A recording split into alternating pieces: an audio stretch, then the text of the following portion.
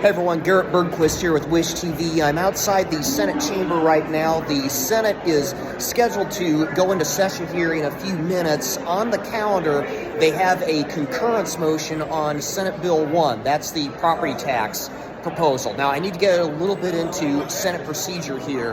What happened is the property tax bill passed out of the Senate. It went over to the House changed it, and now it goes back to the Senate. So the Senate has two options. They can vote to concur with the House's changes, which would mean that the bill would go straight to the governor, or they could vote to send the bill to a conference committee, at which point the two chambers would have to hash out the differences between their two different versions. We're watching to see what they do today. The concurrence motion is on the calendar. That doesn't necessarily mean that they would take it up today, but they certainly could as early as today.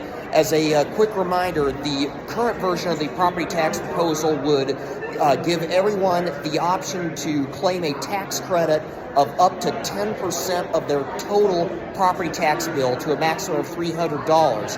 However, the State Legislative Services Agency estimates that could lead to about $1.4 billion worth of lost revenue to chiefly public school corporations, also to public libraries, the various township and city and county governments, that sort of thing. You can see that there are some protesters already gathered out here at the Senate chamber. There were actually two protests going on today. One was organized by teachers that was on the second floor. That was a very large protest. And then there was a second smaller companion protest by supporters of public libraries. So I'm going to be here throughout the afternoon to see what the Senate ends up doing, and I will have a full report for you today at 5 and 6 o'clock.